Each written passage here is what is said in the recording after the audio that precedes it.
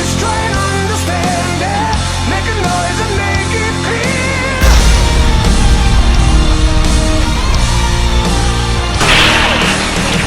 The voice, try and understand it.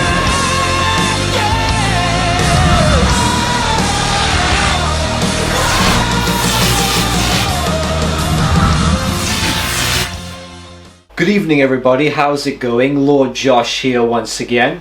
When you see this feather fan and this purple and orange leather coat, you know symbols are about to get busted. And I'm pretty sure you can guess what symbols we will be deciphering here today. I just want to say I will be discussing a movie called The Invitation from 2015. It's a drama, horror, mystery thriller, and if you plan on watching it, I advise that you turn this video off right now because I will be spoiling. I have to spoil, unfortunately, in order to discuss the synchronicities and report on my findings. But let me tell you something here. When you see LeMat and you experience LeMat, it is never a guess. You know he's there because you feel him, and more specifically you feel him in your bones, in your spinal column. The orange lightning starts at the base of the spine and it travels up towards the head, goes straight into the brain, and that's when the fun starts. That's when you start seeing all kinds of crazy shit that would make you piss your pants, believe me. But I love it, I thrive off of it, and all the conformists out there, they wish they could do it. Name someone else who can do this as good as I do it. Go ahead, I'm waiting, you can't. So, let's talk about The Invitation. I love this. Look at this. Right, so we start off, first of all, this movie, it's about a cult, and more specifically a death cult. These this couple, a man and a woman, two people, they're going to this house which they've been invited to, and it's this beautiful mansion, elaborate place, very modern, contemporary. They're obviously quite rich, and I think it's in the Hollywood Hills, very, very affluent suburb.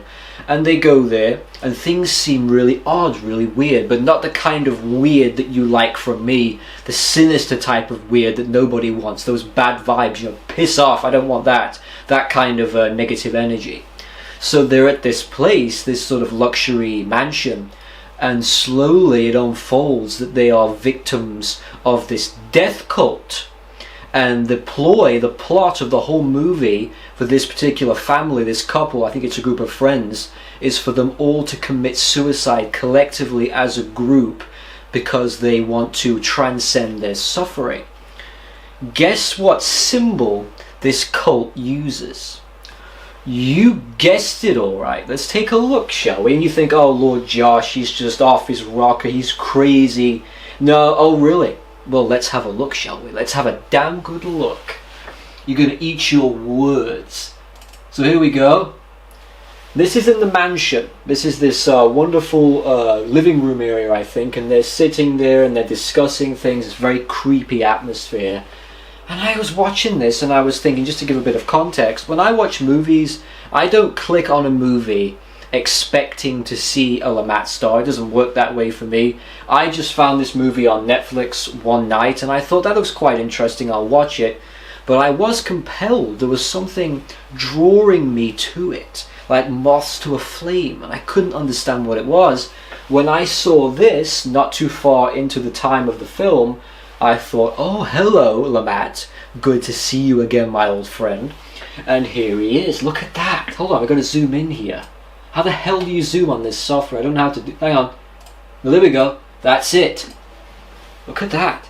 That is the LeMat star. Now, sometimes on these videos, you will often get variations of a four-directional symbol which may look like the Celtic cross or something similar, but in this case we are getting the LeMat star that looks like it's been ripped out of an old Mayan hieroglyphic book. Okay, that is definitely the star. Look at it. That's it right there. So you're probably thinking, well, this is in one scene, this is just one frame of the film that Lord Josh has paused just to try and make his point. That's not true. This symbol is shoved down your throat very much in this particular movie. So let's take a look here. Here they are in a different part of the house, and this is where it gets even more important. Yes, we are looking at the same symbol, But look how the camera is positioned here, and I haven't edited this. They want you to focus on this symbol. They're saying to the viewers, and symbols hold so many meanings and so much power, the directors, the producers, the writers, they want you to see this, and they've designed this on purpose so it gets into your head. And here it is in prominence in the kitchen area. Probably thinking, okay, well, why would there be bars around the house? It's to stop people from getting out. But why LeMat Star bars? Why is that? Why on earth would they go to the extent of making this very elaborate, ornate type of bars on the windows? Doesn't make a whole lot of sense, but it does when you realize what's going on here. Let's keep going to more pictures. Now, this is interesting because on the outside of the house, you're thinking, oh, it's just bars, right? It's just what's on the windows. That's a lantern outside of the property on one of the columns that's supporting the roof. Look at that, it's the LeMat Star. I wish I had one. I'm getting one of those for my house. I absolutely adore it. It's stunning, it's beautiful. Now that is cool. You've got to admit, I love it. Okay, now, before I move on to the next clip, I want to show you, this is the part where they're trying to escape and they can't get out because the bars are preventing them from escaping. Why would a death cult want to use the LeMat Star in the context of a horror movie? What you've got to understand is the LeMat Star is an auspicious symbol. It's a good fortune symbol. It's not something that's evil, but you can use it wrongfully if you want to. There's nothing to stop anyone out there using anything for malicious reasons. This symbol is a representation of abundance, which makes sense because the home itself is a mansion. So it makes sense when you put it into context that the star is there because the people who own this house or are renting it are fairly wealthy and affluent. This star is a representation of wealth, abundance, getting more than you need. It works for me, so they've applied it to the movie here as well. Now, to go deeper into Mayan mythology, we all know about Venus. What does Venus represent? What did it represent to the Mayans? It was known as the morning star. It represented life and death, new beginnings. And so this cult, they believe in their twisted logic that when they commit suicide collectively, they transcend their suffering and they have a new beginning. And that's what Venus was to the Mayans. It was the star of life and death. So it was kind of everything all in one. Now, this is the part that really shocks me. I'm watching this and I'm kind of freaking out because it's not my symbol, but it definitely resonates with me. It always has. I didn't create it, but I feel so strongly compelled towards it that it has become in a lot of ways my own personal symbol. This is the final scene. Again, spoilers. I really enjoyed this scene. So I'm not sure if you can see it on this picture. No, you can't, but you can tell what he's doing. What he's doing here is the main villain of the movies lighting this lantern, but you don't find out why.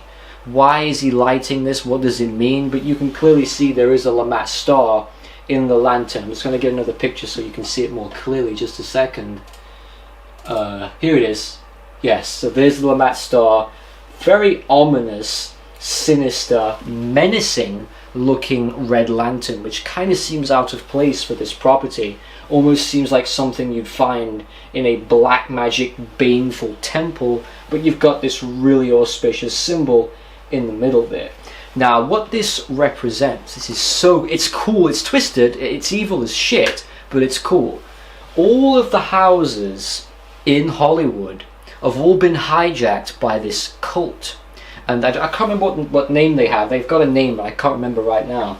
But basically, in order to signify that a cult has taken over all of the properties, they light one of these lanterns outside, and that shows everyone else who's in the know, we've occupied this particular house. And I'll show you here the ending scene.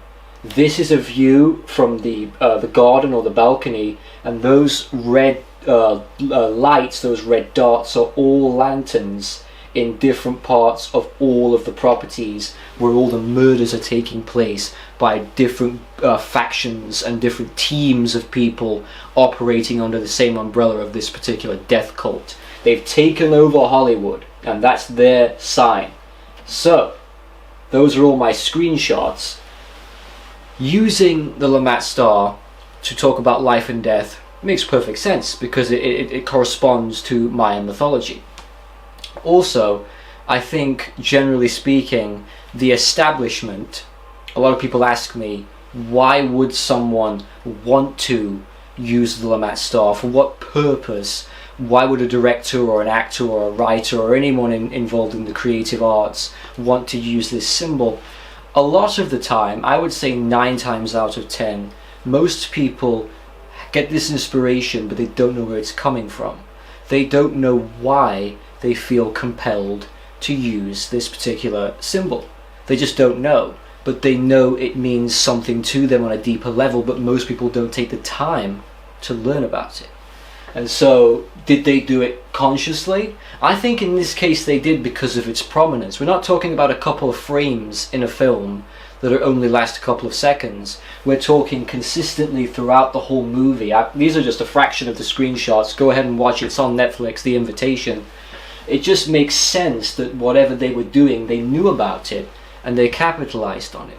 And one of the most funny things to me is when you type in LeMat star on Google, I show up in prominence. So there's a damn good chance they've seen some of my pictures, my poetry, my videos, and they've thought, oh, that's a cool logo, we could use that for our cult. One thing that you've really got to keep in mind as well, a lot of directors, producers, movie people in the industry, there's a lot of language barriers in the world still to this very day, and especially if you're an indie movie creator, you don't always have the resources and the money to be able to dub your movie in multiple different languages. So what you do is you convey complex meanings through esoteric symbolism. So symbolism always transcends language and the spoken word. When you look at a symbol, no matter your social class, no matter your race, who you are, you will see it and you will be able to identify it and analyze it. If you're like me, you take it a step further and you incorporate it into your daily life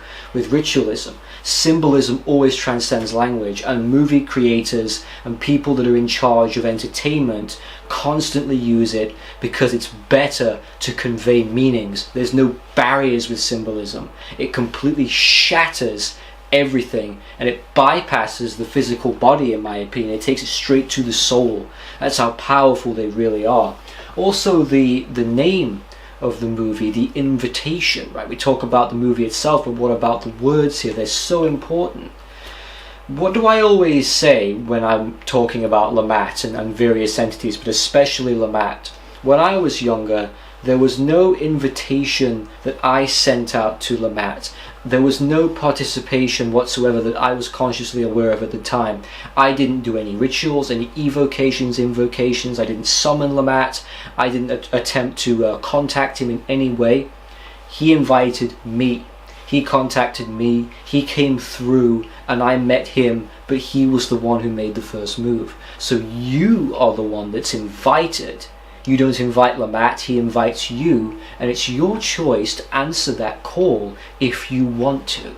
And that's what this is, the invitation to go to this incredible place which transcends everything, this ethereal realm, which really is Jupiter and Venus. That's what it is in its purest form. And even then, through that leads to other places, what I call the plasma planes. It goes so deep into that, and it's a place you can explore via the dream world or the astral. Also, before we finish up here, I had a look on the IMDb page and I was thinking, but there's got to be some synchronicities here with a certain number that we like around here. Oh, you bet your ass there is. So let's have a look here, just a second. So it's had 4 wins and 14 nominations, and it's got 428 reviews, and it's got a 74 Metascore. Oh yes, you bet there's a lot of the number 4 here. So what's the significance of this? The number 4 is a divine number in Lamatology.